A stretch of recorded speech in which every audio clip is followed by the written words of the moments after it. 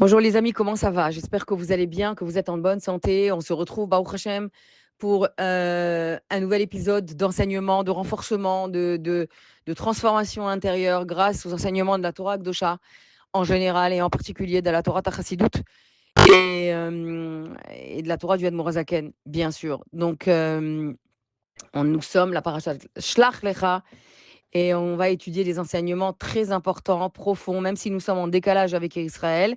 Chutz Laaretz, ceux qui sont en dehors d'Israël sont à Shlach Lecha, donc nous. Et celles qui sont en Eretz Israël sont déjà à Korach. Évidemment, Israël, il y a toujours un train d'avance sur le monde. Et Bezrat Hashem, on se retrouvera à l'unisson avec la construction du Beth Amikdash, qu'il ne faut pas discuter et en parler uniquement à l'époque des 3 semaines ou à l'époque du 9 Av. C'est tous les jours que cette promesse et ce désir doit nous animer. Et surtout quand il apparaît dans la parashat Shlach Lecha, en filigrane, bien sûr. Je donne, et on va l'étudier, Bezrat Hashem, je donne cet audio, les Lunishmat, les Lunishmat Yoshua ben Saïd ben Simcha, Simcha Yvette bat Mazaltov, Yekuti El ben Esther, pour l'élévation de l'âme de Shlomo ben Suzanne Chafatsi, Yael bat Israël et les Havdil, pour la refoua Shlema de Nathalie Fortuné bat Rosette, de Menachem Mendel ben Sterna, et de tous les malais d'Israël. Amen. Et qu'Akadosh Baruch Hu, il amène la facilité, la réussite, la victoire et la protection à nos Chayalim Akdoshim qui sont sur le terrain pour protéger la terre d'Israël, dont les yeux d'Akadosh Baruch Hu, entre guillemets, ne quittent pas un instant cette terre sainte et la protège ses enfants, protège le peuple, protège tous les habitants d'Israël, tous les juifs d'Israël et tous les juifs du monde entier. Amen. Donc, vous savez que nous sommes dans une paracha, mais une bombe atomique, c'est parachute, c'est waouh, ce qu'on apprend, c'est incroyable. Et ce sont des enseignements, je vous dis, même si on est en décalage avec Israël, en ce moment, Israël est une paracha d'après, mais quand même, les enseignements que nous apprenons, ils sont éternels, ils sont applicables tout le temps, même quand on n'est plus dans Bamidbar, ni dans Dvarim, etc. Donc, on va reprendre la chronologie qui est important de se caler d'abord, de commencer d'abord une étude. Elle commence par la structure chronologique. Et, euh, et on va revenir sur les dates, les datations de cette période-là. On n'oublie pas que la semaine dernière, la semaine dernière, Myriam Anevia est restée confinée une semaine, 7 jours, donc, pour avoir dit une once de Lachonara sur son frère, mais c'était pas du Lachonara, t'as compris, on l'a vu la semaine dernière. C'était parce elle avait parlé du divorce, enfin, du fait que son frère Moshe Rabbeinu, qu'elle a œuvré pour faire naître, s'est séparé de sa femme, etc. Donc, elle est restée une semaine en confinement parce qu'elle a eu la lèpre, et le peuple l'a donc attendu par respect pour Myriam avant de se mettre en marche. Donc en fait, le 22 Iyar, ils ont désiré de la viande, d'accord? Le 22 Iyar, ils ont... Alors, non, le 20 Iyar d'abord, les nuées de gloire ont commencé à avancer du Sinaï. Le 22, ils ont commencé à avoir le désir de la viande. Donc ils se sont plaints. Ça, c'était la semaine dernière. Le 22 Iyar, donc, toute la viande, elle est tombée. Elle est tombée pendant un mois entier. C'est-à-dire jusqu'au 22 Sivan. D'accord? Le 22 Sivan, c'est ce jour-là où Myriam a parlé. Donc, c'est la fin de la paracha de la semaine dernière, paracha de Baalotra. Et, et le 20, donc le 29, elle a commencé à parler le 22. Elle est restée en confinement 7 jours. Donc, ça donne le 29 Sivan. Et le 29 Sivan, jusqu'au 29 Sivan, Sivan, le peuple l'attend. Il attend par cabot pour Myriam qu'elle sorte de ce confinement-là. Donc, le 29 Sivan, ils se remettent en route. Et c'est exactement ce jour-là où les Meraglim décident de partir en exploration sur la terre d'Israël, parce qu'ils se dirigent vers ce projet-là, qui était la raison d'être de la sortie d'Égypte, l'installation en Eretz Israël. D'accord? Donc, ils partent le 29 Sivan et ils reviennent 40 jours plus tard. Donc, la paracha, elle s'appelle Shlach Lecha. Shlach Lecha, c'est envoi pour toi. D'accord? Akadosh Baruch Hu était d'accord, il a donné sa askama à Moshe Rabbeinu. Envoie pour toi, mais moi, dit Hachem à Moshe, moi, j'ai pas besoin de preuves que Eretz Israël, c'est une bonne terre. Eretz Zavat Halavut Vache. et que vous rentrerez, ils rentreront et je combattrai pour eux et vous vous installerez, etc. J'ai pas besoin de 12 explorateurs pour vérifier que c'est une bonne terre, etc. Moi, je vous le dis. Mais maintenant, si vous voulez le voir de vos yeux, envoie 12 princes. Et c'est ce qui s'est passé. 12 princes sont partis. La Torah Akdosha, elle fait état des noms, des prénoms des 12 princes. Et la Gemara Sota, elle va faire, à la page Lamed Dalet Amoudbet, elle va faire le lien avec les prénoms des 12 personnes, dont ces 12 explorateurs qui sont évoqués dès le début de la paracha, avec les sentiments qui les animaient. Chaque prénom est en rapport avec la personnalité de ces 12 chefs des 12, pas chefs de tribu, ces 12 personnes qui ont été choisies pour explorer Eretz Israël. Maintenant, tu connais l'histoire, ils reviennent, ils vont là-bas explorer, ils commencent par le Negev, par le sud, là-bas Yoshua et Kalev ont fait un détour à Hebron pour se renforcer et prier sur la tombe des Avot Akdoshim. Et ils voient dans Eretz Israël des choses disproportionnées. D'abord, ils voient des géants. Deuxièmement, ils voient... Et Moshe Rabbeinu leur avait donné toute une stratégie, d'accord, de visite. Il leur avait donné un plan. Regardez si la terre, elle est... Excusez-moi. Regardez si la terre, elle est forte, ouverte, grasse, s'il y a des arbres, si elle est maigre, s'il n'y en a pas, si elle est bonne, si elle est...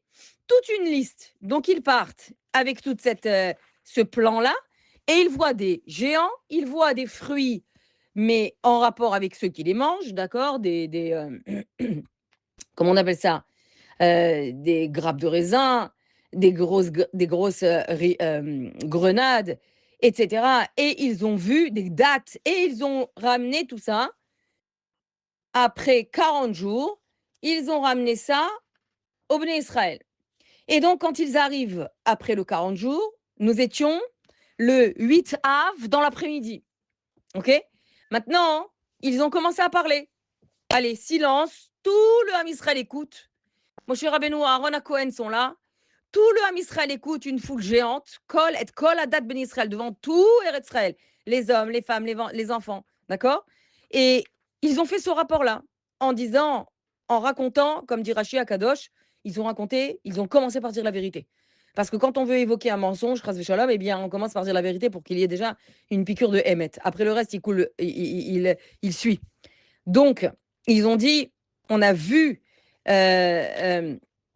a vu cette terre, on est rentré sur cette terre-là, on l'a on l'a visité de haut en bas, de est en ouest, etc. Et on a vu qu'elle était Eretz Zavatra la Boudvash. Eretz Boudvash, hi Zepiria. Voici son fruit. Regarde comme il est grand, comme il est généreux, comment cette terre est bénie. Mais ils ont continué à dire FS. Le Ramban va dire que le mot le plus grave de tout ce rapport qu'ils ont fait, c'est FS. C'est nul. C'est rien. Pourquoi? Qui Yoshev Baaretz. Parce qu'on a vu là-bas un peuple très puissant qui réside sur la terre, tu connais, et on n'a pas vu un seul peuple, on en a vu 7. Il y avait 7 peuples, et ils vont les citer. Et ils ont commencé volontairement par un mot qui va les traumatiser, parce que le traumatisme est encore en eux, et ils vont exprès utiliser ce mot pour accentuer ce traumatisme. Et ce mot, il s'appelle Amalek. On a vu Amalek Yoshev Baaretz Hanegev. C'est quoi? Dès que tu rentres, on a vu Amalek, le Baruch Haba. Tu te rappelles de ce peuple-là qui nous a attaqués dès qu'on est sorti d'Égypte? Eh bien, il est là. Et ils ont continué en disant, Achiti, Aïvoussi, Aïmori, Aknaani, tous ces 7 peuples-là habitent chacun dans un endroit d'Eretz Israël. Et donc, Kalev les a fait taire en disant, en commençant par dire, ça suffit pas déjà, ce que Moshe il a fait pour nous, il a ouvert la mer, etc. Non, ce qu'on a vu là-bas, c'est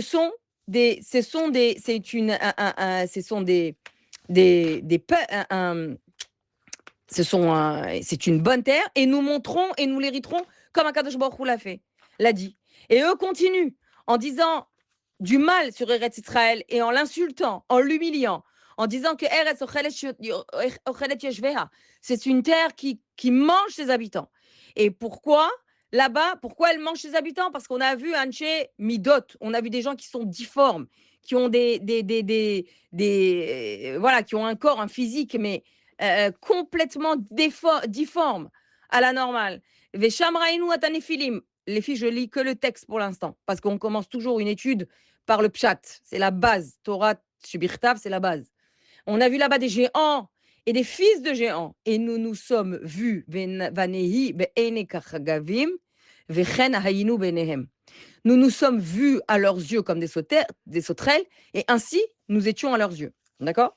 Donc, à partir de ce rapport catastrophique qu'ils ont fait, Vatisakol ha'eda, Vaitnu et kolam, Vaivku ha'am balaylaou. Opa. Et cette nuit-là, après tout ce rapport-là, toute l'assemblée a levé la voix, a pleuré cette nuit-là. Voilà. Donc, qu'est-ce qui s'est passé de tellement grave? Ils ont commencé par dire le Hémet, Eretz Zavatra la bout de vache. Et ils ont répondu à la shlichut que Moshe leur a donnée. D'accord? Ça, c'était jusqu'au passo Krav Zayin. En fait, c'était un seul verset. Mais leur faute, le début de leur rapport mensonger a commencé par le mot FS, comme dit le Ramban. Ils ont dit FS. On s'est vu, on n'est rien, on est nul, on est zéro devant la puissance du peuple qu'on a vu là-bas. Ça, c'est premier avéra qu'ils ont fait, premier mensonge qu'ils ont fait. Dira le Ramban, ça a été leur faute impardonnable à ces gens-là de s'être comparés, de s'être vus comme zéro, alors ils étaient les envoyés de Moshe Rabbeinu et donc les envoyés d'Hachem. D'accord? Donc ils ont dit FS, ça c'est grave. Plus que ça, ils ont volontairement fait l'état des peuples puissants qui habitent la terre. Et la suite, elle est encore plus grave. La Med Aleph, c'est impardonnable. Et les gens que nous avons vus là-bas, donc, Anashim Asher Alouimo, Amrou Lo Nuchal La'alot et Ha'am, Ki Chazak Hu Mimenu. Et donc, ils ont dit, on ne pourra point monter, le peuple ne pourra point monter vers, ça veut dire, on ne pourra pas monter contre son peuple, les peuples qu'on a vus là-bas. Pourquoi? Ki Chazak Hu Mimenu. Car ils sont plus forts que nous. Mais évidemment, ils n'ont pas dit que plus fort que nous, mamash. Le Balatorim va expliquer, enlève les ponctuations de mimenu et tu obtiens le mot mimeno. D'accord? On a vu un peuple, la force de ce peuple est tellement grande, tellement puissant, qu'elle est, comme dit Rashi, kaviachol klapemala, elle est plus forte que lui. Lui avec un L majuscule, Avdil, ça veut dire c'est Akadosh Baruch Hu. Ils ont dit, même Akadosh Baruch Hu ne pourra pas les combattre, tellement c'est des géants, des hommes puissants, des peuples puissants qui font peur. Les filles ici a commencé leur faute, parce qu'ils n'ont pas répondu, ils ne sont pas restés strictement limités au rapport que Moshe leur a demandé de rapporter, de ce qu'ils avaient vu, d'accord? Si la terre était grande, bonne, fortifiée ou faible, etc. Ils ont donné leur avis. Et plus que ça, ils ont donné leur avis, ils ont donné une conclusion. Là a été leur faute. Et donc, à cause de ça, par rapport à ça, ils se sont considérés comme étant des sauterelles, et Rachid dira, on les a vus comme étant des fourmis. Bien, Kadosh Baruch Hu leur a dit, moi, j'ai fait en sorte, pourquoi ils ont dit que Israël était manger les Ochel et Yeshvea, manger les habitants? Parce que ce jour-là, Hachem a fait en sorte qu'il y ait plein d'enterrements en Eretz Israël, de façon à Canaan, de façon à ce que les géants soient occupés à enterrer leurs morts et ne pas voir ces espions. Et comment ils ont pu dire qu'ils étaient des sauterelles? Parce qu'ils les ont entendus dire. Quoi? Rachid va dire. On a entendu des gens qui disaient, ah, c'est drôle, il y a ici des hommes, des fourmis qui ressemblent à des hommes dans les vignes, tellement ils les voyaient comme des fourmis. D'accord? Et après ce rapport catastrophique, le peuple entier a pleuré cette nuit-là. Et nous étions le 8 av, vendredi après-midi. Pardon, pas vendredi. Le 8 dans l'après-midi. Le 8 avant l'après-midi. Donc, ici, il y a plusieurs points qui sont stratégiquement euh, catastrophique pour l'enseignement, pour Eretz Israël et pour le rapport qu'ils ont donné. D'abord, ils se sont vus comme zéro. Ils ont considéré la shlichut que Dieu leur a donnée comme étant Ephes. Elle ne valait rien, tellement la puissance des peuples qui étaient là-bas, comme les Amalekites, qu'ils ont volontairement cités pour les traumatiser, et plus que ça, elle était catastrophique par rapport à la comparaison qu'ils ont osé faire entre les puissants, les peuples puissants qui est là-bas et Dieu lui-même. D'accord? À partir de là, eh bien, le peuple a commencé à pleurer. Il est intéressant de voir que le Balaïlaou, cette nuit-là, ils ont tous pleuré assis devant leur tente. Eh bien, cette nuit-là, alors, non seulement ils ont pleuré, tu regarderas la suite de la paracha, c'est qu'ils se sont révoltés en disant c'était beaucoup mieux que nous restions en Égypte. À quoi ça sert maintenant que nous montions en Eretz Israël pour que nous tombions dans les mains de ces géants et que nos enfants soient pris en captif, etc. Un rapport catastrophique, vraiment. Et donc, il est intéressant de voir que cette nuit-là, Balaïla Ahou, du Pasuk Aleph du Perek Yud Dalet, est repris dans la Megillat Echa. Et c'est la Gemara Ta'anit qui le cite. Elle dit la chose suivante. Elle dit que dans la Megillat Echa, au Pasuk, attends, je vais te dire exactement le Pasuk de la Megillat Echa. Attends. Le Perek Gimel de la Megillat Echa. Non, Perek Dalet de la Megillat Echa. Attends. Oui, pardon. C'est le Perek Bet. Et arrivé au Pasuk Yud Dalet, c'est le Pasuk, à partir du Pasuk Yud Dalet, tu vois que tout le Perek Bet de Megillat Echa, il est cité sous Aleph, Bet, Gimel, Dalet, He, Vav, Zayin, jusqu'à la fin de l'alphabet hébreu. Sauf qu'il y a deux psukim qui sont complètement inversés. C'est-à-dire la lettre P, la lettre P, elle passe avant Aïn dans l'énumération des psukim qui commencent l'alphabet. D'accord? Je suis dans le Perek Bet, chapitre 2 de Megillat Echa. Et donc, dans la logique de l'alphabet, le Aïn, il passe avant le P. Or, là, la Megillat Echa, elle va faire passer le P avant le Aïn. Pourquoi? Parce qu'ici, d'abord le P, si tu le mets en mots complets, ça fait la bouche. Et Aïn, si tu l'écris en mots complets, ça fait l'œil. Eh bien, Rachid, là-bas, il va expliquer ce désordre. Ce désordre, c'est deux lettres inversées qui font précisément une allusion à quoi? À qui? Au Meraglim de Shlach Lecha.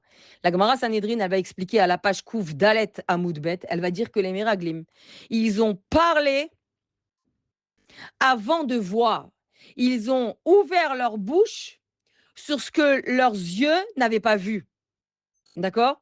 Ils ont parlé ils ont en fait inversé l'ordre naturel des choses. D'abord, tu vois, tu analyses, tu comprends, et après, tu parles. Eux, ils ont d'abord parlé avant de voir. Comment? Ils sont partis déjà animés de la volonté de ne vouloir pas rentrer. Donc, ils avaient déjà un œil tordu sur Eretz Israël, c'est-à-dire une analyse négative sur Eretz Israël. Comment on peut faire ça? Comment? Et le rabbi, d'une manière, on le fera tout à l'heure, Ezrat Hashem, vraiment, d'une analyse révolutionnaire, littéralement, ramenée par le Rav Jonathan Zaks, révolutionnaire, littéralement, de tous les commentaires, eh bien, va donner la raison profonde de cette volonté de ne pas vouloir rentrer en Eretz Israël, au point de la critiquer, de l'humilier et de la mépriser comme ils ont fait. Donc, Echa, Yirmiyahu, a écrit cette Megillah en inversant justement le P avec le Aïn. La bouche, elle s'est ouverte sur ce qu'ils n'ont pas vu. C'est pourquoi ces deux lettres sont inversées. Ils ont parlé avant de voir. Ils étaient déjà animés avec la volonté de ne pas vouloir entrer.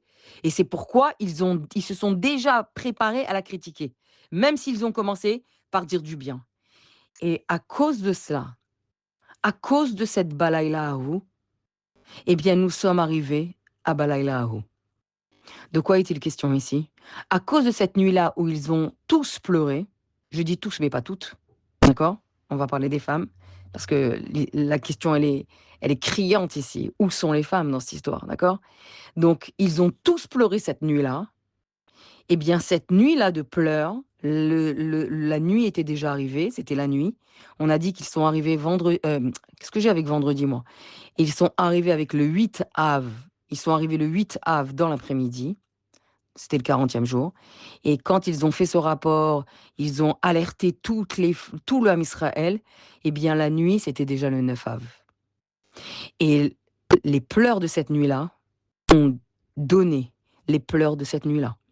C'est-à-dire que ces pleurs inutiles, ces pleurs gratuits, ces pleurs de plaintes capricieuses de cette génération-là du désert, a donné que tous les 9 Av, nous aurons, et que cette année nous l'ayons plus, que ce soit vraiment des pleurs de joie, des larmes de joie pour la reconstruction du Beth Amikdash, eh bien nous aurons des pleurs pour les générations. Comme ça dit la Gemara, euh, comme ça dit la Gemara dans Sanhedrin, qui est rapporté justement par le Ramban ici, et dans Ta'anit également, qui est rapporté par le Ramban en disant Hem bachu priya shel chinam ve'ani ekvalachem lahem priya ledorot. Et ils ont pleuré le 9 Av balayla ou pour rien, mamash pour rien. Akadosh Baruch Hu n'aime pas les larmes inutiles, n'aime pas les larmes de caprice. Eh bien, je leur fixerai des larmes pour les générations, mais là, ce sera des larmes pour quelque chose. Donc la destruction du Beth Amikdash, les filles, elle est intimement liée à la parashat Shlach Lecha. Parce que à toute destruction, il y a une racine. À toute date tragique, il y a une source. Et la source de la destruction, les pleurs d'une destruction, il faut remonter à la première, à la racine de ces pleurs-là. Et nos pleurs depuis des générations sur les Khurban Abayit, Rishon et Sheni, eh bien, ils ont une source qui remonte à l'époque de la génération du désert à cause des Miraglim. Ouais. Et c'est pas rien. C'est pourquoi ce mot-là, Balaylahu, n'a pas, dans le Pasuk Aleph du Perek Yudalet de Shlach Lecha, n'est pas daté. De quelle nuit il est question ici? Pourquoi on dit cette nuit-là? D'accord? On aurait dû dire le peuple a pleuré. Pourquoi nous préciser qu'il a pleuré la nuit? Pourquoi pas l'après-midi? Pourquoi pas le matin? Pourquoi pas entre midi et deux? D'accord? Si le passou qui te dit Balaylahu, c'est pour te dire que cette nuit-là, elle va donner, malheureusement, une autre nuit dans laquelle nous serons assises et assis, tout le peuple juif, en train de pleurer pour la destruction du Beth Amikdash.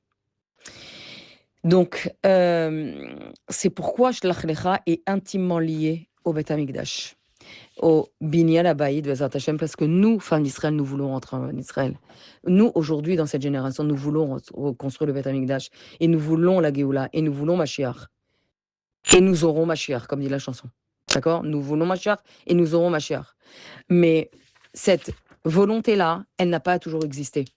Elle a commencé par justement une révolte contre ça, par une plainte, par une ingratitude historique, au point de dire Nitna Rosh, Venashuva Mitzraïma, que chacun se désigne se prenne un chef et qu'on retourne en Égypte. Moshe n'existe plus, Aaron n'existe plus, Akadosh Baruch Hu contre mes côtés. Alors vraiment, laisse tomber, le plan, il échoue complètement. Et c'est un échec cuisant pour le Ham Israël ici. Cuisant. C'est pourquoi Paul Moshe va Aaron al Penehem. C'est pourquoi Moshe et Aaron sont tombés sur leur face. Ici, c'est un deuil. Mais finalement, le deuil, c'est eux qui le prendront. Parce que quand ils vont écouter, ils vont entendre la punition et la réaction d'Akadosh Baruch Hu, bien que Moshe a prié pour eux, comme il a prié pour le Chet HaEgel, eh bien, il rentre, Vaïtablou, le peuple s'est mis en deuil. Littéralement, le peuple s'est mis, il s'est endeuillé. Je vais te, quand ils ont entendu qu'ils resteront un jour, une année pour un jour, donc 40 jours d'exploration, eh bien 40 ans dans le désert, eh bien le peuple s'est mis en deuil, ils ont commencé à pleurer, ils ont commencé, dit le Balatania, à faire tchouva. Ici, ces pleurs-là, ça a révélé qui ils sont vraiment. Et là, ils ont dit, ok, c'est bon, on monte. Allez, on arrête, on revient en arrière, on monte, on fait tchouva. Mais là, c'était trop tard. Et je leur ai dit non, ne montez pas, parce que Dieu n'est pas avec vous et le Haron restera ici. Et votre mort sera certaine. Et ils ont voulu montrer jusqu'où un juif il est capable de faire tchouva. même s'il s'agit de se mettre en danger. Ils sont montés et ils ont été tués. Donc, en fait, cette tragédie, elle est additionnée à une tragédie très grave qui nous poursuit jusqu'à la Géoula, c'est Chet HaEgel. Chet HaEgel et les Meraglim, c'est indissociable. L'un va avec l'autre. Et comment on le sait? C'est parce que Moshe Rabbeinu, quand il est monté au ciel pour pardonner le veau d'or, pour faire pardonner au ministre le veau d'or, il a vu Akadosh Baruch Hu en train d'écrire sur un parchemin les 13 attributs divins. Les 13 attributs, les Shlosh Esrei Midot Arachamim. D'accord? On l'a vu dans la parasha de Kitissa. Là-bas, tu peux retourner et tu verras combien c'est similaire. Hachem, Erech Hapaim V'Rav Chesed, Nosé Avon Vapesha, Venake Loinake Poked Avon Alavot Alabanim, Val Chilchem, Al Chilchem, Val Rivem. Là, je suis dans le Pasuk Perek Gudalet, toujours parce que tu traites de la parasha Shlachecha. Ok? Slach la le Avon Hamazé, que Godel Chazdecha, Kacher na Sata le Hamazé Mimitzraim Ve'adeheina. Donc, Vayomer Hashem, Salartik et Dvarecha. Les mêmes mots, le même processus, les mêmes suppliques de Moshe Rabbeinu quand il s'agissait du Chet HaEgel, tu les retrouves ici dans Shlachecha. C'est de nouveau un Yom Kippour ici. Tellement ça a été grave. Et de nouveau, Moshe Rabbeinu, comme il a appris que les 13 Midot Arachamim ont pardonné le Chet HaEgel, les 13 attributs divins de miséricorde ont pardonné le veau d'or, c'est Dieu lui-même qui lui avait dit, qui lui avait donné cette... comment on appelle ça? Ce secret, d'accord? Eh bien, Moshe l'a réutilisé ici. Et le Passouk répète les Shlosh Esrei Midot Arachamim. Moshe va les répéter pour faire fondre Hachem et ne pas exterminer tout le peuple, mais seulement l'exterminer suivant une progression. Il va dire, si tu les extermines tout d'un coup, les Mitzrim diront, ah, finalement, il a fait tout ça, il les a sortis parce qu'il n'est pas capable de les rentrer en Eretz Israël. Pourquoi? Parce qu'il y a les géants plus forts que lui, plus forts que toi.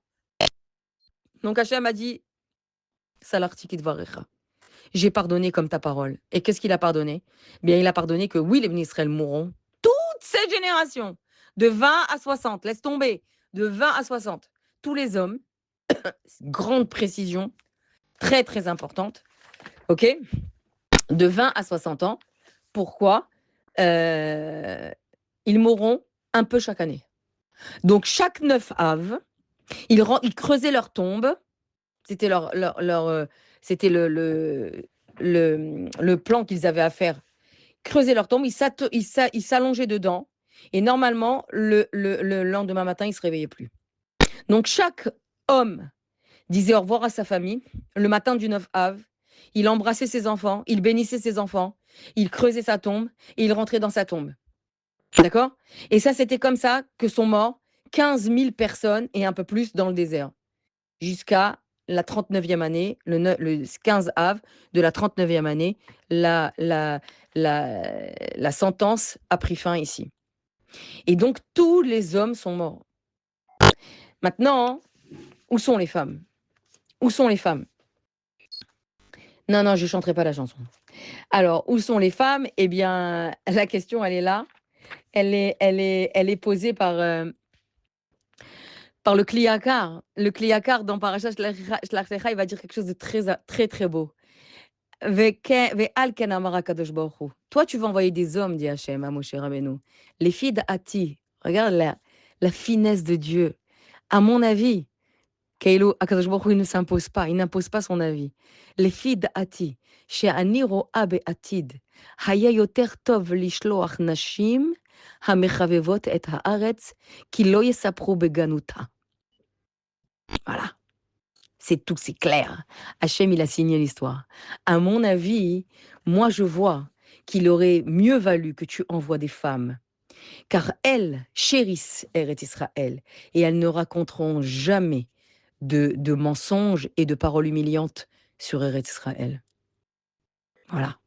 C'est Akadosh Baruch Hu qui le dit à Moshe Rabbeinu.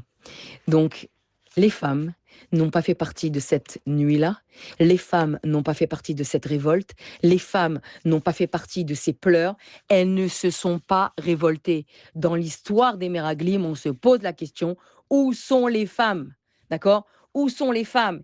Et en fait, tu vas voir comment c'est beau de voir combien les femmes se démarquent à un point mais inimaginable dans cette shlichut-là, que la paracha s'appelle Shlach, elle s'appelle shlichut, elle s'appelle mission. C'est la première fois que l'homme Israël a une mission en tant que peuple. Eh bien, les femmes se sont directement démarquées, mais d'une manière significative, par leur personnalité.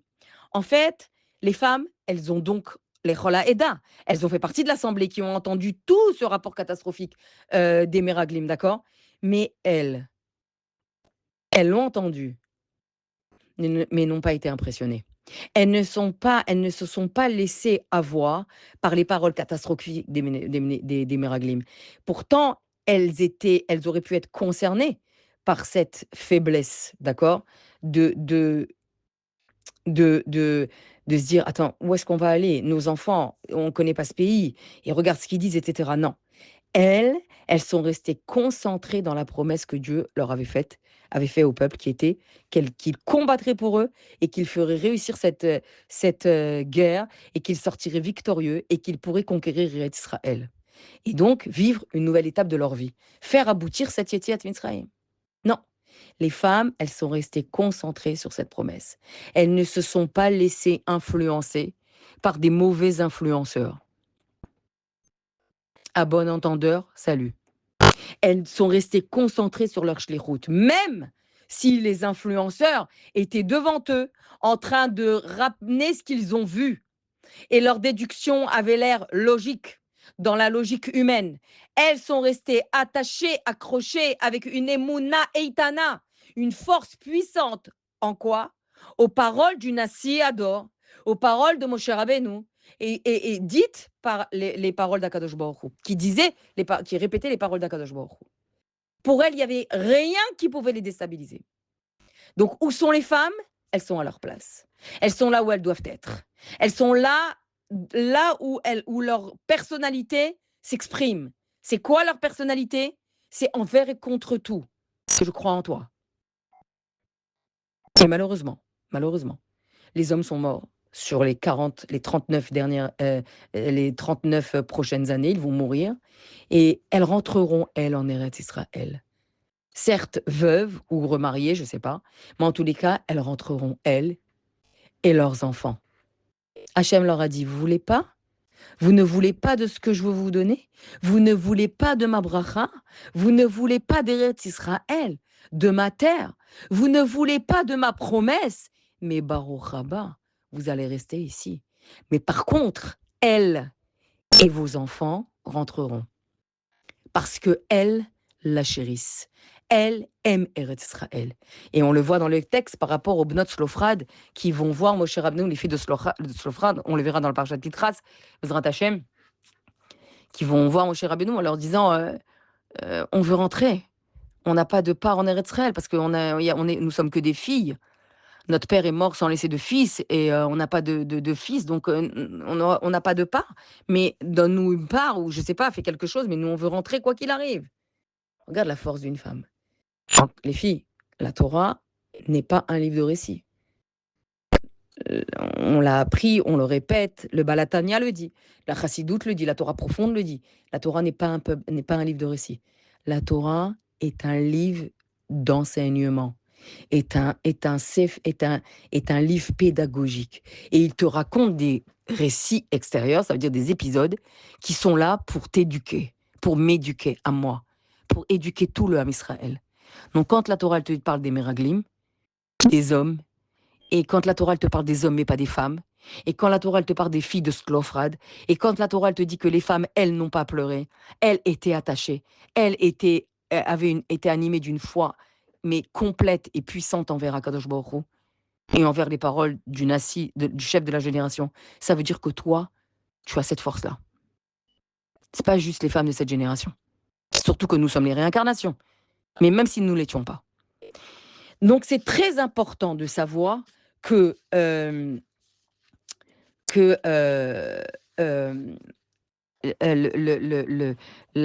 paracha Shlach Lecha est directement liée à la destruction du Beth Amikdash et forcément est liée à la reconstruction du Beth Amikdash. Parce que nous, les femmes, c'est grâce à nous que Mashiach reviendra. C'est grâce à nous que le Beth Amikdash sera reconstruit, n'est-ce pas? Et la preuve en est, c'est qu'au niveau historique, Dans cette paracha, aucune femme n'a pleuré. Aucune femme n'a été affaiblie. Maintenant, regarde ce que dit le rabbi, comment c'est beau. Déjà, par le titre de la paracha. Le rabbi, il explique la chose suivante. Il dit que shlach, qui veut dire mission, shlichut, mission. Shlach, c'est envoi. Ok, donc un envoyé. Il a les mêmes lettres que le mot chalash. Chalash qui veut dire faible, affaiblissement. Chalashut, c'est affaiblissement. Chalash et shlach, c'est les mêmes lettres. Et pourtant, ça ne veut pas dire la même chose. D'accord? Le rabbi va expliquer que, donc, tu as compris que shlach, c'est envoi, c'est un shaliach, et chalash, c'est un faible. Et le rabbi va expliquer que dans ces deux termes qui sont complètement opposés, a priori, eh ben, en réalité, ils sont liés. De quelle manière? Le rabbi il dit qu'il y a un lien entre chalashut et shlichut. Il y a un lien entre la mission et l'affaiblissement. Le rabbi va expliquer que quand un juif se considère comme étant limité, ça veut dire faible, sans force suffisante pour accomplir sa mission, eh bien, là, il s'éloigne justement de la raison pour laquelle il a été créé, qui est la shlichut. Ça veut dire que quelqu'un qui se sent limité, qui se sent faible, qui se sent khalash, d'accord, à cause des épreuves et des difficultés et de tous les défis qu'il a relevés dans sa vie, eh bien, à ce moment-là, il doit lire la parashat Shlach.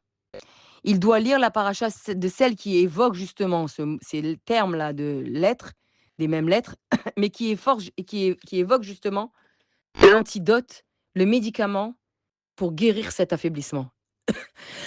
Et quel est le médicament? Eh bien, la réponse, elle est là, les filles. Écoutez bien ce que dit le rabbi.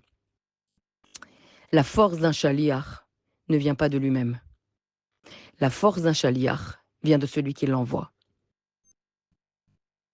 C'est ce que les Meraglim n'ont pas compris. C'est ce que les femmes ont compris. D'accord? Lorsque tu te sens faible dans un défi que tu as relevé, et tu en as beaucoup, dans ta vie du quotidien, tu as beaucoup de défis à relever. On t'attend dans de nombreux tournants. Eh bien, à un moment donné, tu peux te sentir faible. Eh bien, sache une chose, que si tu t'investis à l'intérieur de ton âme, d'une shlichut, d'une mission divine, eh bien, cette mission divine te donne les forces qui vont t'aider à dépasser justement tes capacités naturelles et physiques. Et cette idée, elle revient plusieurs fois dans les sirotes du rabbi, sur la notion de shlichut. Le rabbi a été l'instigateur des shluchim dans le monde, ok, et des shluchot bien sûr, ok. Mais il est arrivé plusieurs fois que des shluchim se sont affaiblis, ne voyaient pas le résultat de leurs efforts, avaient l'impression comment dirais-je, de travailler pour rien et de faire un trou dans l'eau dans tous les efforts qu'ils faisaient dans le shlichut. Et plusieurs fois, le rabbi a répondu ce que la Gemara, elle dit, Shlocho shel Adam kemoto. L'émissaire d'un homme, d'une personne, est comme cette personne elle-même. Ça veut dire que ces Meraglim auraient dû comprendre. Et ils l'ont compris. On va l'expliquer par la suite, n'est-ce pas? Bezrat Hashem, mais ils ont fait semblant.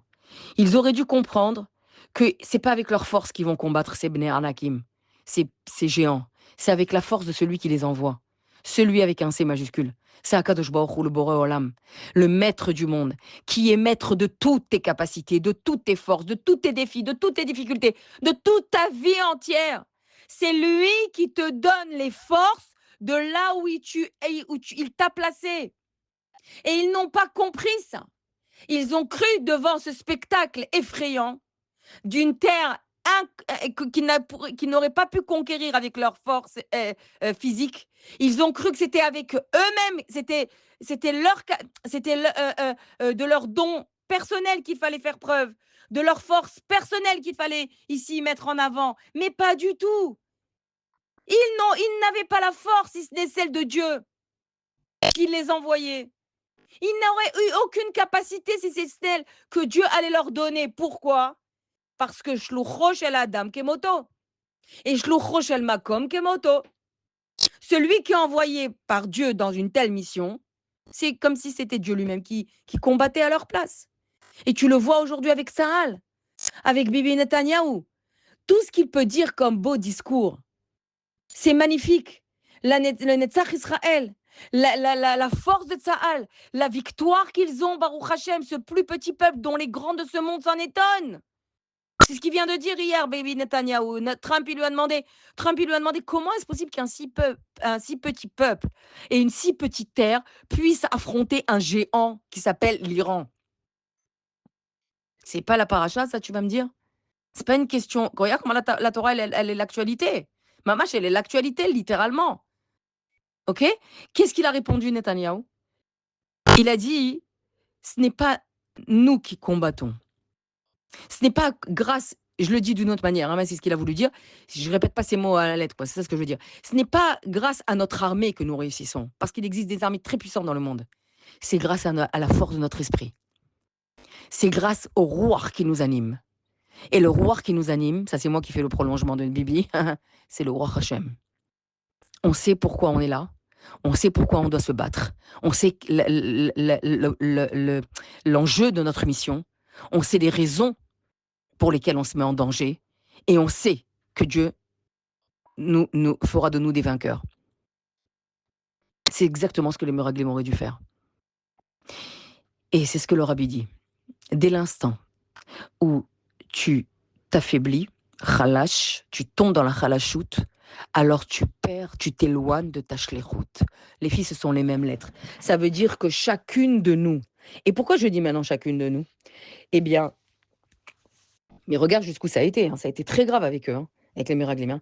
Pourquoi je dis chacune de nous? Parce que, en fait, nous, notre affaiblissement, il n'est qu'extérieur.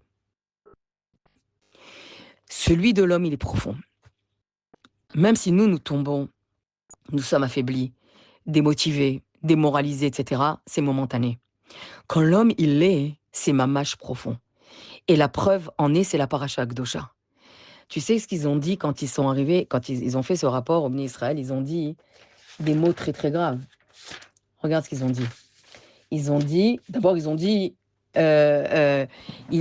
ont osé dire que les peuples qu'on a vus là-bas sont plus forts que lui, Mimeno, sont plus forts qu'Akadosh Baruch Hu, d'accord? Ça déjà c'est grave. C'est comme si que tu disais à Akadosh Baruch Hu, regarde mon problème il est tellement grand que ça sert à rien que je te prie, que ça sert à rien que je te demande de l'aide, tu n'y arriveras pas, tu vas pas t'en sortir. Regarde la gravité des propos. C'est exactement la même chose, hein. Ça a été très très grave. Les Meraglim, c'est comme le Reta Hegel. C'est très grave. C'est les deux tragédies du Ham Israël pour lesquelles on paye aujourd'hui. Les Meraglim, on paye jusqu'aujourd'hui. 9 Av, c'est à cause d'eux. D'accord? Khurban Abayit, c'est à cause d'eux. Khurban Abayit Rishon, c'est à cause d'eux. Khurban Abayit Sheni, c'est à cause d'eux. Et Khurban Abayit, et Binyan Abayit Shlishi, ça sera grâce à nous, les femmes. D'accord? Mais regarde ce qu'ils ont dit de pire. Ils ont dit Vesham Raenu Anephilim, Bnei Aranak, Min Anephilim. Là-bas, on a vu des géants, fils de géants. Ve'anehi be'eineinu kachagabim. Nous sommes vus à leurs yeux comme des sauterelles. Vechen hayinu be'enehem. Et c'est ainsi qu'ils nous ont vus. Traduction, nous, on s'est considérés tellement petits, comme des sauterelles, que eux, ils nous ont vus. Rachid va te dire, mais non, ils n'ont pas vu des sauterelles. Ils ont vu des fourmis.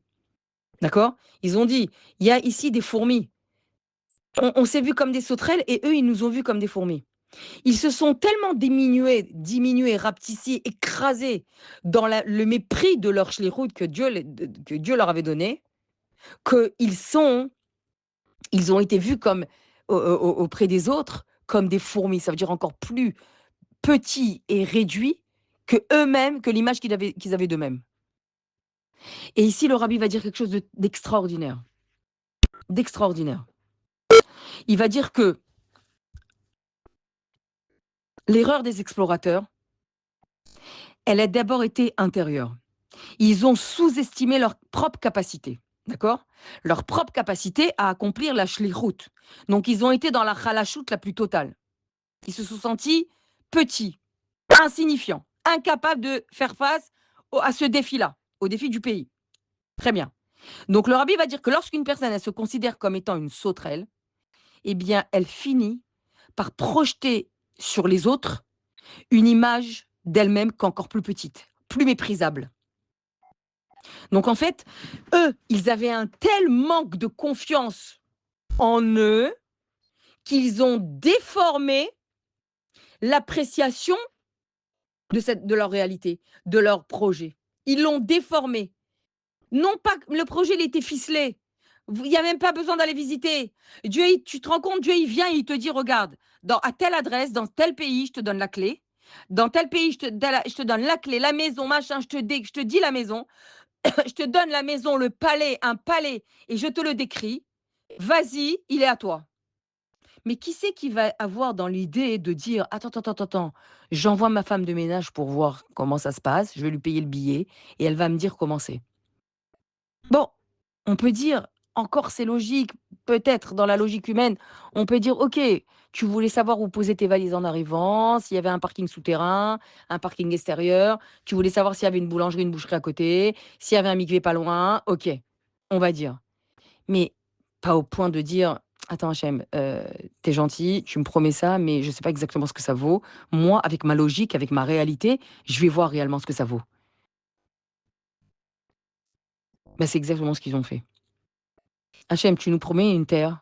Tu te rends compte que Dieu te donne une terre entière, entière et il a voulu ça, Akadosh Baruch Hu. Bon, c'est toujours la réalité, de toute façon, ça a été décalé 40 ans, mais il a voulu leur donner une terre à eux, gratuite, clé en main et ils l'ont rejeté, ils ont rejeté cette offre. Malheureusement, la chance, elle passe pas 2 fois. Ah, ça c'est la réalité. La chance ne passe pas 2 fois dans ta vie. Mamache pas. Avar zmano, batel korbano. À part pour Pessar Chéni. Avar zmano, le temps est passé, tu l'as raté. Zao. Une fois, il y a un professeur en université qui est rentré devant le il n'était pas Chabad, c'était pas un chassid Chabad, il est rentré avec sa femme chez le rabbi. Un grand professeur en université. J'ai entendu cette histoire de Rav Chaim Meloul. Et il a dit, il a parlé au rabbi de tous ses travaux universitaires, et cetera. Le rabbi ayant 7 doctorats, il pouvait très bien, et c'est pas qu'il pouvait, c'est qu'il a aidé dans ses affaires personnelles, dans ses travaux personnels. Bref, et à la fin de l'entretien, le rabbi lui dit: «Est-ce que je peux vous donner une bracha?» Et le professeur en université a dit: «Franchement, je ne vois pas en quoi j'ai besoin, j'ai tout ce qu'il me faut. Je suis un grand professeur, j'ai beaucoup d'élèves, j'ai des travaux qui connaissent un grand succès auprès de mes étudiants. J'ai une belle famille, Baruch Hashem, tout va bien. J'ai des enfants, grâce à Dieu. Bon, et la femme à côté, elle dit, évidemment, évidemment, évidemment, tu comprends pourquoi c'est la femme. Bon, elle dit, attends, viens, on demande une bracha pour nos petits-enfants. Et elle aura bien donné une bracha pour ses petits-enfants. Après des années, ce professeur en université, c'était au début de l'année CEO du rabbi, ce professeur en université a entendu qui est le rabbi. Et quelle est l'opportunité qu'il avait d'être devant lui et que le rabbi lui-même lui propose quelle bracha tu veux et qu'il n'avait rien, il n'avait rien demandé. Donc il est devenu, il a étudié les enseignements du rabbi, il a compris qui était le rabbi et donc il a vite demandé une audience au rabbi et il l'a eu. Et il se retrouve dans le même bureau devant le rabbi. Et il dit: «Rabbi, je peux vous poser une question? Je voudrais que vous me donniez une bénédiction. Et pour ça, et pour ça, et pour ça». Il fait toute une liste. Et le rabbi lui répond: «Moi, je ne peux te donner une bénédiction que pour tes petits-enfants». Tu comprends ce que ça veut dire? Ça veut dire que quand il y a un Etratzon, comment on appelle ça? Un moment opportun, un mazal qui passe, ne le rate pas. Ne le rate pas parce que ça veut dire que dans le ciel, il y a une possibilité, il y a une ouverture qui est aujourd'hui mais pas demain. Qui n'était pas hier et ni avant-hier, qui est maintenant, maintenant. Comme on a appris Rav Gimel Sivan, c'était un jour propice, extraordinaire pour écrire à Kadosh Baruch Hu, écrire son destin et lui demander des brachot. Pourquoi? Parce que Rav Gimel Sivan, le 23 Sivan, à l'époque d'Esther, c'est là où Achashverosh a effacé les mauvais décrets. Tu comprends que Hamelech, c'est pas Hamelech Achashverosh, c'est Akadosh Baruch Hu lui-même, qu'Esther s'est adressée au roi, elle s'est adressée à Dieu. Et donc, ce jour-là est resté comme l'effacement des mauvais décrets et qu'on puisse écrire au roi, Melech Malchei Amlachim HaKadosh Baruch Hu, le destin que tu veux. Tu peux choisir ton destin. C'était lundi. Là, on est mercredi après-midi, c'était lundi. Fallait pas rater. Il y aura d'autres dates, Ezrat Hashem. Mais lundi, c'était une date. Rav Gimel Sivan, c'est une date. Aujourd'hui, on est Chafé Sivan. Avar Zmano Batel Korbano. À part les demandes qui sont demandées dans des larmes. Ça, elle transperce tous les cieux. Et donc, c'est pourquoi il y avait une opportunité ici. Et ils l'ont raté. Ils l'ont raté pourquoi? À cause du fait qu'ils ont réfléchi avec leur logique. Comme ce professeur en université qui était devant le rabbi qui a réfléchi avec sa logique. Je n'ai rien besoin, j'ai la réussite là, j'ai validé toutes les cases moi. J'ai mis un siman sur toutes les cases, tout est bon. Tout est validé, ça, bon, qu'est-ce que tu veux me donner? Ça va? Que je vive jusqu'à 120 ans? Même ça m'intéresse pas parce qu'il faut vivre en bonne santé, donc voilà. Si c'est pour être un légume, c'est pas la peine. Donc, il a pas ouvert sa bouche. Et ça, c'est des opportunités, c'est des leçons que la Torah nous donne. Quand il y a une mission, il y a un Etrason, ne la rate pas, parce que sinon, ça passera à d'autres. Et c'est exactement ce qui se passe ici. Ils se sont sentis tellement petits, tellement insignifiants, qu'ils ont c'était pas de l'humilité, hein. Être insignifiant, c'est pas dans le sens de l'humilité, hein. C'est pas avec un sentiment positif du tout, hein. Qu'ils ont, à cause de ça, ils ont commis une erreur gravissime et fatale sur l'analyse, sur la perspective de leur mission. Et ce qui leur a littéralement empêché de réaliser leur potentiel, qui était de oui pouvoir rentrer en Eretz Israël. Ok? Donc quand Kadosh Baruch Hu, il veut donner quelque chose, et il te le met sur la route d'une manière claire. C'est pas par des, c'est pas par des rêves, c'est pas par des codes, c'est pas par des songes et des visions. C'est clair. Parfois, tu as quelqu'un qui vient et qui te dit quelque chose. Parfois, ça peut être un envoyé d'Hachem. J'ai ça pour toi. Regarde bien. Analyse bien. D'accord? Maintenant, on va parler du quotidien, en fait. Ici, il ne s'agit pas d'opportunités comme ça. Dieu t'a donné une opportunité qui s'appelle ta vie. Dieu t'a donné une opportunité qui s'appelle ton foyer, qui s'appelle ton mari, qui s'appelle tes enfants. Ça, tu ne l'as pas. C'est comme ça. C'est ta vie. C'est ton destin. Hachem, il te donne à chaque instant de défis que tu as à relever, des opportunités, de réaliser toutes tes capacités. Mais ne pense pas que si tu te sens faible, que si tu te sens, comment dirais-je, que tu aies un manque d'assurance personnelle, que tu te sens insignifiant dans tel domaine parce que tu ne sais pas, parce que tu n'as pas appris, parce que tu as déjà échoué dans ça, etc. Ne pense pas que c'est toi qui agis. Toi, tu mets la main. Tu fais le début du travail. Et Akadosh Baruch Hu, il accomplit le reste. Pourquoi? Parce que c'est ta shlichut. Et si tu n'es pas dans shlichut, sache que tu tomberas dans Khalashut. Je dis pas tu à toi, femme, parce que toi, femme, tu sais de quoi je parle. Mais je dis tu d'une manière générale. Parce que nous savons très bien ce que ça veut dire. La notion de faiblesse, d'affaiblissement, et la notion de shlichut. Et c'est en cela que tous les défis que tu as à relever, tu y vois une shlichut qu'Hachem t'envoie. Là, tu vois la shlichut que Dieu t'envoie dans tous les défis de ta journée. Et les femmes, elles ont entendu, comme on a dit, le même rapport catastrophique des Meraglim. Mais pourtant, elles ne se sont pas concentrées et elles n'ont pas été concernées par la chalichoute, par l'affaiblissement du peuple. Elles sont restées droites et la tête haute dans leur volonté de vouloir entrer en Eretz Israël, accrochées à la promesse d'Hachem. C'est vrai, peut-être il y a des anakim, c'est vrai ce qu'ils disent, mais alors, Hachem nous a dit qu'il combattra pour nous. Hachem, il nous a promis qu'il nous la livrera cette terre sainte dans nos mains. C'est quoi le problème? Le maître du monde qui a créé ça, il a créé aussi ces anakim, ces géants. Et il te le dit lui-même qu'il te la livrera, mais dans tes mains. Mais c'est quoi le doute que tu dois avoir? Et c'est en cela que le rabbi il fait un parallèle, un lien entre shlach et chalash, qui sont les mêmes lettres. Shin la met ret, ret la met shin. Et il y a un cheveu entre les deux. Ok? Donc eux se sont vus comme des sauterelles, tellement rien.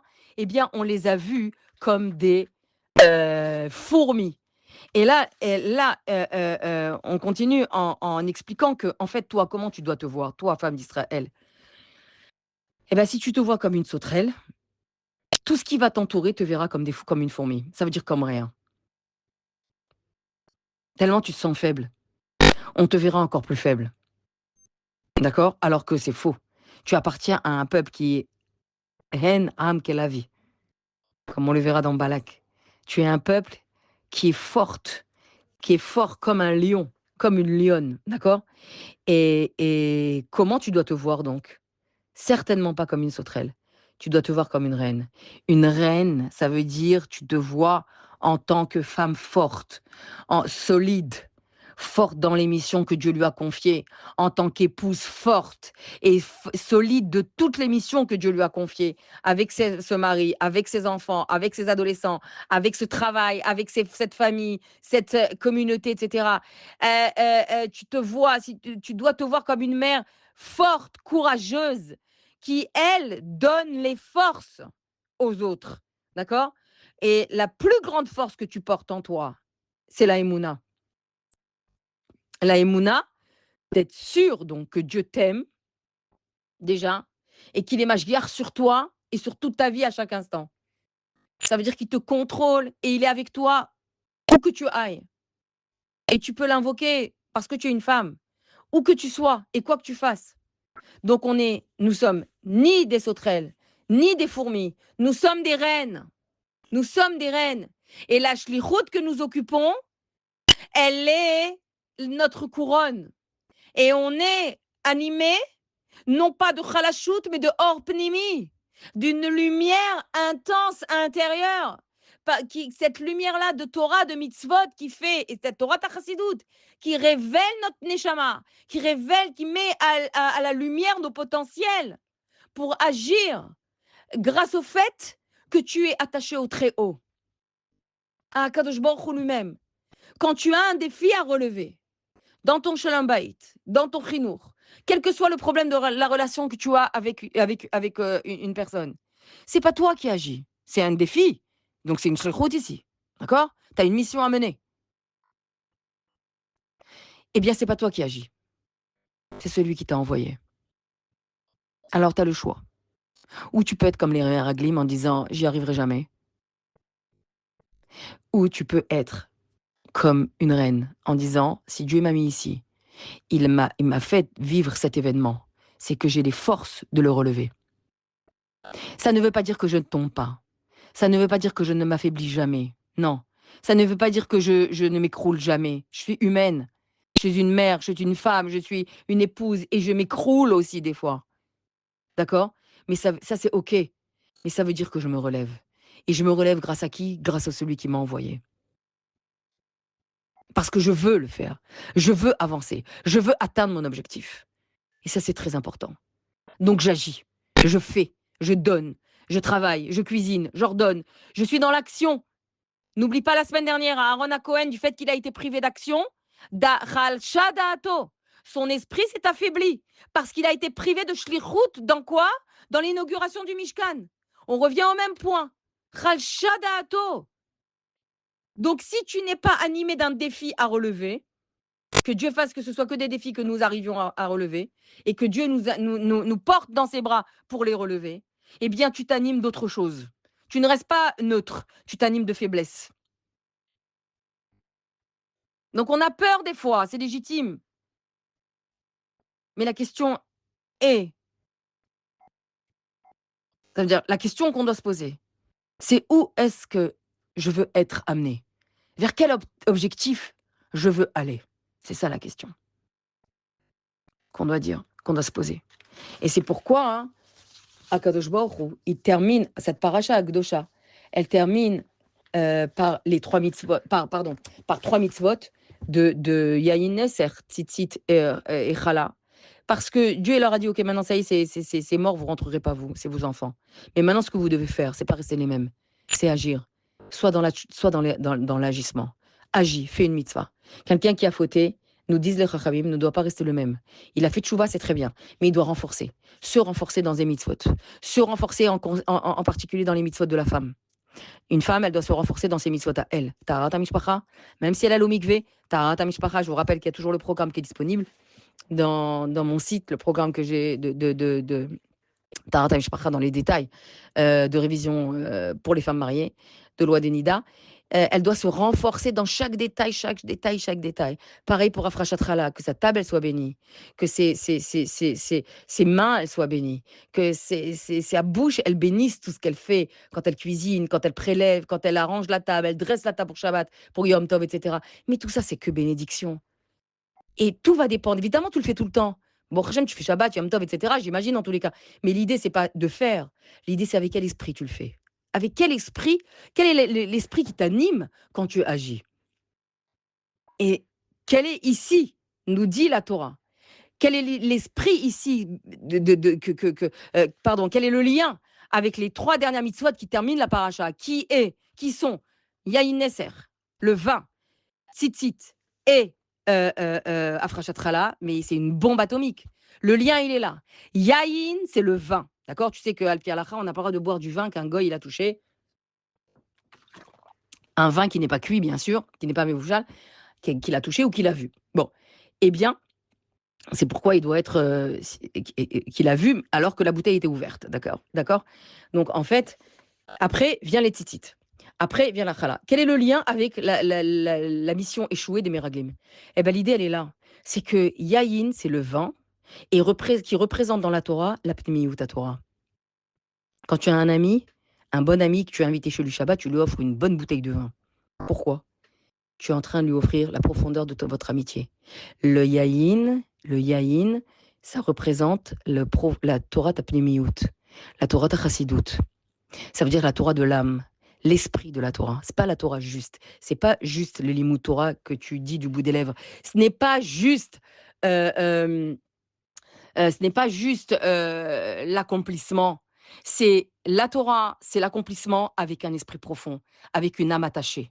Vient après les tzitzit. Les tzitzit, c'est les fils bleus, Ptil Techelet, qui rappelait le bleu azur. Et le bleu azur du ciel rappelle le Kisei Hakavod qui, lui, les Chachamim disent, la Gemara dit qu'il est en saphir, d'accord. Il n'y a pas d'objet matériel là-haut, hein, d'accord. Mais c'est pour qu'on puisse le comprendre. Eh bien, te rappeler que quoi? Que quand tu as un défi à relever, lève les yeux au ciel. Lève les yeux vers Akadosh Baruch Hu. Lève les yeux vers ce bleu céleste, ce Kisei Hakavod, qui rappelle le bleu des tzitzit. Et termine par agir avec la chala.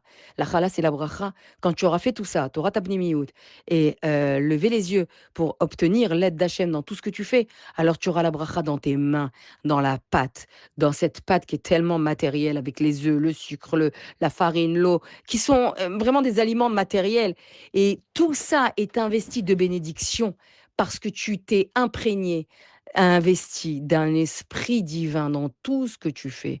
Mettre une table de Shabbat, les filles, c'est un grand miracle. Littéralement. Mettre une table de Shabbat, avoir des enfants, un mari, des enfants autour de la table, c'est un grand miracle qu'Akadosh Baruch Hu t'a donné.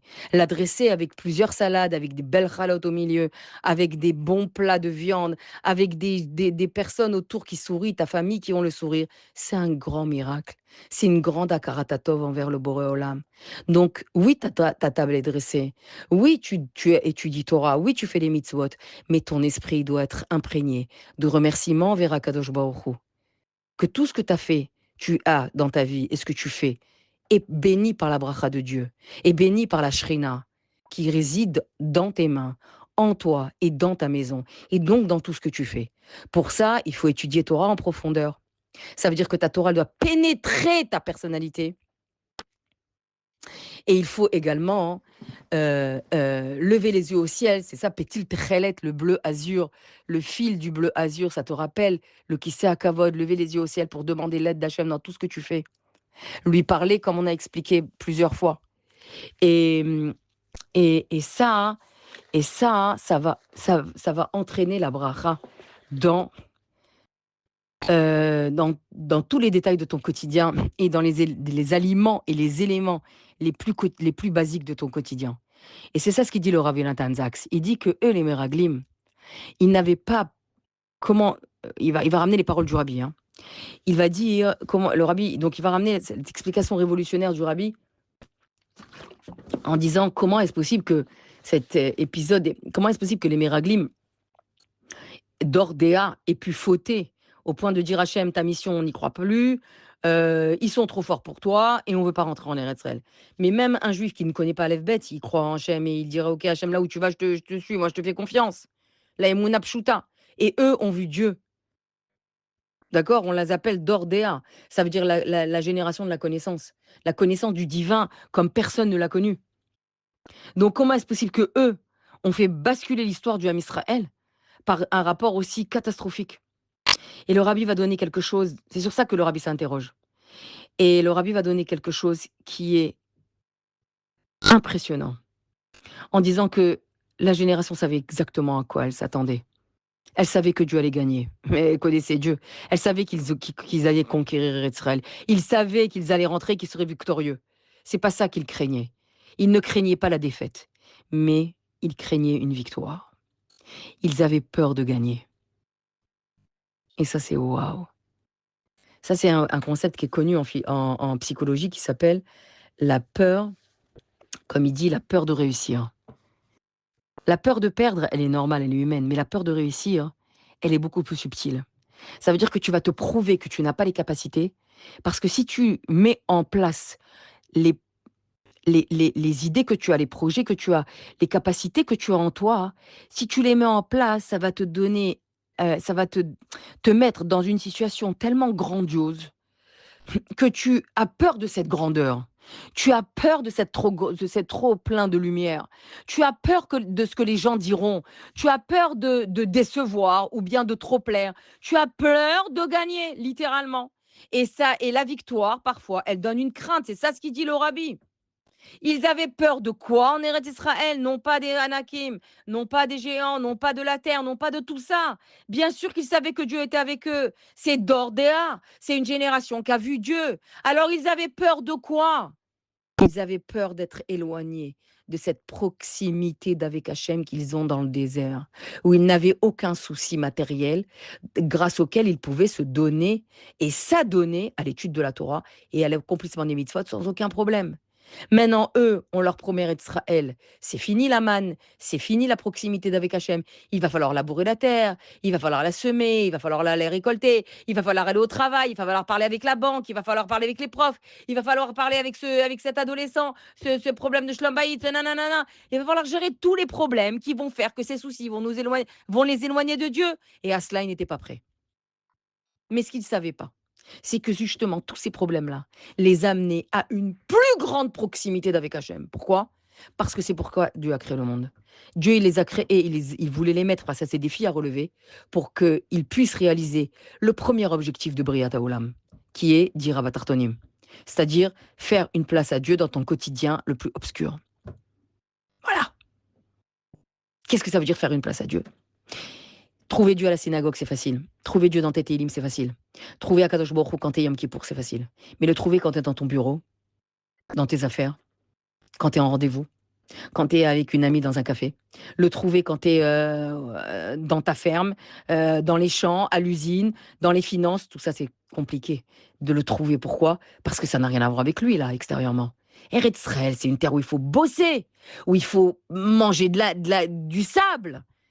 Quel rapport maintenant que j'aurai le temps de m'occuper de toi, Hachem? Et c'est là où Dieu te dit, j'ai un défi magistral à te faire relever. C'est justement de me trouver dans des espaces où, les plus matériels, où apparemment je n'existe pas. C'est ça. Et c'est toute l'histoire de la Megillat Esther où n'apparaît pas, pardon. Où Dieu, le nom de Dieu n'apparaît pas, mais Dieu est omniprésent. Et c'est pourquoi Esther a souhaité, devant les Chachamim, que cet épisode de l'histoire du Ham Israël soit écrit. Parce qu'il faut montrer au Ham Israël comment, dans un théâtre aussi huilé, où un scénario, un épisode s'embrique avec l'autre, d'une manière presque logique, on puisse savoir que tout ça, c'est Akadosh Baruch Hu qui tire les ficelles. Et donc, toute la vie d'un juif, c'est un théâtre de Esther. C'est un théâtre de Purim. Et t'as les rendez-vous-ci, et t'as ça, et tu dois faire les courses, et tu dois parler avec ça, et tu as rendez-vous réunion de parents d'élèves, et t'as nana, et t'as rendez-vous avec une copine, et t'as critiqué l'autre, et t'as un problème avec la banque, et tout ça, et tu veux partir en vacances, et tu dois faire un crédit pour la voiture. Mais tout ça, quel rapport avec Hachem, quoi? Et Hachem, il te dit, je te demande de relever le défi, de me trouver dans chaque coin de tous tes soucis, et du crédit que tu vas demander. et du rendez-vous avec, le professeur, de ton fils qui qui travaille pas très bien, qui a des problèmes de discipline et avec cet homme avec qui je t'ai mariée, qui est froid, qui est distant et avec cet adolescent qui te fait sortir les cheveux blancs et avec tout ça, je te demande, te dit Akadosh Baruch Hu, de me mettre au milieu parce que je suis au milieu. Ton travail sera de me révéler et c'est ça ce qu'il dit le rabbi ici. Il dit: «La peur de réussir, elle est plus grande que la peur d'échoir, la peur de perdre. Elle est de l'échec, pardon. Elle est plus forte que la peur de l'échec. Pourquoi? Parce que la réussite, elle entraîne des risques, encore des responsabilités. Heu, on risque de devenir quelqu'un d'autre. On risque de ne plus avoir notre confort de tous les jours. Donc restons comme on est, comme certains disent. On sait ce qu'on est, on sait ce qu'on a, mais on sait pas ce qu'on aura. Donc on sait ce qu'on a. Au moins, ça va pas top, mais on sait ce qu'on a. Eh bien ça, c'est l'erreur des Meraglim et c'est enseigné par le rabbi qui nous dit: «N'aie pas peur de sortir de toute ta zone de confort pour révéler qui tu es, pour te révéler, pour t'améliorer» et ça les filles, c'est au goutte à goutte. C'est une goutte par ça veut dire ces progrès-là, c'est goutte à goutte. C'est une goutte par goutte. C'est pas des montagnes à gravir tous les jours. C'est un petit effort qui fait que tu te dépasses et que tu dépasses tes capacités, que tu dépasses justement toutes tes craintes pour oser gagner, oser briller. Les Meraglim savaient très bien le bonheur qui les attendait là-bas. Mais ils craignaient une chose, c'est devoir travailler la terre, de devoir se séparer de Dieu. Et leur, pour gagner cette nourriture qu'ils devaient semer, labourer, etc. Et leur erreur était justement de ne pas avoir contribué à l'objectif de la création du monde. Dieu ne veut pas que tu restes dans les yeshivas toute la journée, en tant que toute ta vie. Dieu veut que tu rentres aussi dans le monde. Bien sûr que tu dois étudier, mais Dieu veut que tu rentres dans le monde et que tu mettes en pratique cette étude. Tu peux être rempli de Torah, mais ne pas le mettre en étude, ne pas le mettre en pratique, pardon, dans le quotidien. Tu as appris il faut agir comme ça, il faut parler comme ça, il faut ne pas aimer ça, il faut aimer ça. Alors viens, on le prouve maintenant dans tous les jours dans l'emploi du temps qui s'annonce à toi aujourd'hui. C'est comme ça qu'Akadosh Baruch Hu, il veut les choses. Et eux voulaient rester attachés à Hachem, Yeshiva, Limud Torah, toute la journée. Ils voulaient être dans la proximité d'Hachem. Donc, c'est une faute qui est noble, dit le rabbi, mais c'est une faute quand même. Parce que c'est ne pas faire aboutir l'objectif de la création du monde, qui est justement de faire révéler Akadosh Baruch Hu dans les obscurités les plus totales de ta journée. Regarde Eshetraïl, regarde le comment ça s'appelle? Regarde le poème Eshetraïl comme il est. Tu le lis, t'as mal à la tête. Dans Michelet, Pérec Lamed Aleph. Eshetraïl, c'est la description de la femme vaillante. Quand tu vois ce qu'elle fait, tu te dis mais à quelle heure elle dort en fait? Quand est-ce qu'elle se repose? Quand est-ce qu'elle a une baisse de mental? Quand est-ce qu'elle est dans la chalachout? Cette femme-là qui est décrite par Shlomo Ameler, c'est incroyable combien elle travaille, combien elle est forte, combien elle est solide. Vatakom beot laila, elle se lève alors qu'il fait encore nuit. Elle donne à manger, elle prépare à manger. Je te lis dans les psukim, d'accord? Elle acquiert un champ, elle va travailler, elle plante un vignoble, elle assure que ses affaires soient prospères. Jamais, même la nuit, sa lampe, elle n'est pas éteinte. Elle arme ses bras de vigueur, je te lis en français directement. Elle ceint de force ses reins. Elle confectionne des tissus qu'elle vend et des ceintures et qu'elle cède aux marchands. Elle est parée de force et de dignité. Elle pense en souriant à l'avenir. Elle ouvre sa bouche avec sagesse. Elle dirige avec force les marches de sa maison. Elle donne des ordres à ses servantes. Et ses fils se lèvent pour la... Mais allô, à quel moment tu dors? C'est pas possible. Et je trahis ça. Mais c'est quoi cette femme? Cette femme, c'est toi. C'est toi. Exactement. C'est ça ce qu'il dit Shlomo Ameler. Chaque mari doit dire cet hymne à l'amour à sa femme le vendredi soir après qu'elle ait tellement agi. Pourquoi? Parce que c'est la femme juive. Elle connaît bien sûr qu'elle, cette femme-là qui est toi. Bien sûr que tu es fatigué, bien sûr que tu dors, bien sûr que tu as une baisse de morale comme on a appris. Tu connais des chalachoutes, bien sûr tu en connais. Mais tu sais que tu as une shlichut à mener. Donc les grandes lignes de ta vie, c'est toutes les shlichut qui sont écrites ici dans ce